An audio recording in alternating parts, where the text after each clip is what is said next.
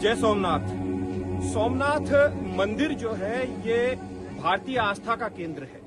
सोमनाथ का ये मंदिर भारतीय आस्था नहीं, सनातनीय परंपराओं का केंद्र है और आदि अनादि काल का वो स्थल है जहां पर आध्यात्म के लिहाज से देखें तो सोमदेव यानी सोम यानी चंद्रमा ने यहाँ तपस्या की थी और जब उन्हें श्राप मिला तो भगवान शिव ने उन्हें उस श्राप से मुक्त किया था। भगवान शिव ने जब श्राप से मुक्त किया तो आप अंदाजा लगा सकते हैं कि कितनी कठिन तपस्या चंद्रमा ने की होगी, इसीलिए इन्हें सोमनाथ बोला जाता है। सोम यानी चंद्रमा के नाथ। लेकिन इन सब के बीच में आज ये मंदिर इसलिए चर्चाओं में है। 9 जनवरी से लेकर लगातार 11 जनवरी तक यानी कि प्रधानमंत्री नरेंद्र मोदी का यहाँ पर आना और प्रधानमंत्री मोदी का आने के साथ भारत की एकता और अखंडता का जिक्र करना, उस कालखंड को याद करना जब महमूद गजनबी आक्रांता इस धरा पर आया और सोमनाथ में लूटपाट मचाई, हजारों कत्ल किए, लोगों की जान गई, लेकिन लोगों की अटूट आस्था टूटी नहीं। आस्था लगातार बरकरार रही। फिर आक्रमणकारी आए, मोहम्मद गोरी आया, औरंगजेब आए और कई आक्रांताओं ने इस मंदिर पर हमले किए, लेकिन सनातन की परंपरा कहें या फिर भारतीय संस्कृति का ईश्वर के प्रति अगाध प्रेम कि सोमनाथ आज वहीं खड़ा हुआ है। प्रधानमंत्री मोदी जब यहाँ आए तो उनका जो भाषण था उसे अगर गैर राजनीतिक रूप में देखें तो हर एक सनातनी को या फिर कहें जिन्हें भगवान शिव में आस्था है, महादेव में आस्था है, आदि अनादि महाकाल में आस्था है, वो एक बार यहाँ अवश्य आए। कारण ये है कि ये भारत का गौरव है। भारत का ऐसा गौरव जो आदि अनादि काल से जिसे यानी कि 1000 साल पहले जिसे तोड़ने की कोशिश की, जहां पर लूटपाट मचाई गई और कोशिश यही की गई कि यहाँ के प्रति लोगों का भाव बदले, लेकिन आस्था कई गुना बढ़ती चली गई।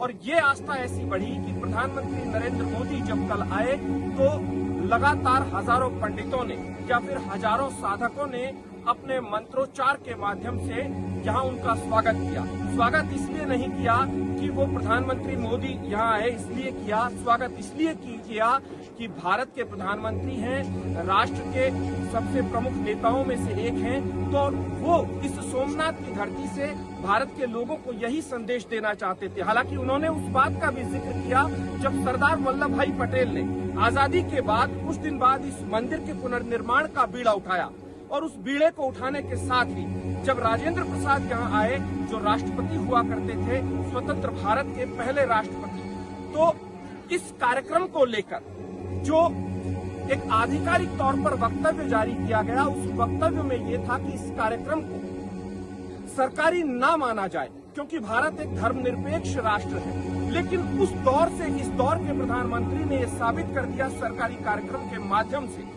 कि वो दौर अलग था और ये दौर अलग, और उसी के साथ एक प्रहार भी किया उस दौर को लेकर। मैं यहाँ पर किसी राजनीतिक पार्टी की बात किए बिना बस यही कहूंगा कि यदि आप भगवान शिव में आस्था रखते हैं, भारत की एकता और अखंडता में आस्था रखते हैं, तो ऐसे मंदिरों में अवश्य जाइए।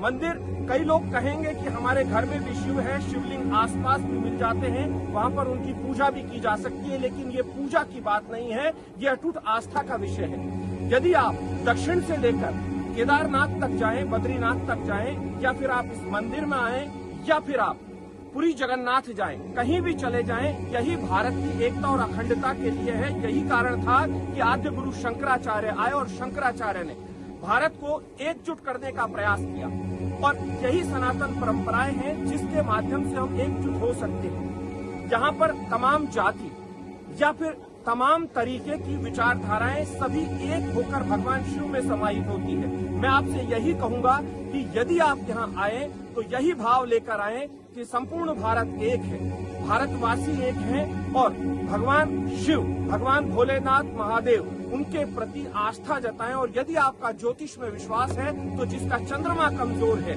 या फिर जो चंद्रमा जिसकी कुंडली में कमजोर है, तो वो यहाँ आकर चंद्रदेव यानी सोमदेव की पूजा भी कर सकता है। यहाँ इस मंदिर में आने से ही चंद्रमा उसका मजबूत होता है, यदि ज्योतिषीय दृष्टि से देखें।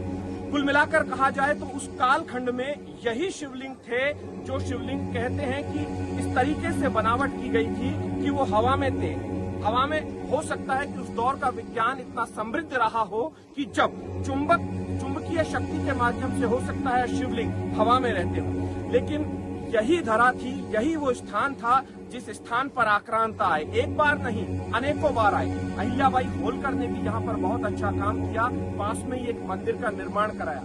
भारतीय आस्थाएं कम नहीं हो, अटूट विश्वास कम नहीं हो, क्योंकि भारत में इन अनेक वर्षों में, यानी जब आक्रांता भारत आए तो उससे लेकर 1947 तक आक्रांता आते रहे, भारत को लूटते रहे और भारत की सभ्यता और संस्कृति के विनाश के प्रयास भी करते रहे। कोशिश यही रही कि भारत भारत ना रहे, लेकिन भारत आज भी भारत है, कल भी भारत था और भविष्य में भी भारत रहेगा। यही कारण है कि दुनिया में भारत की एक अलग पहचान है।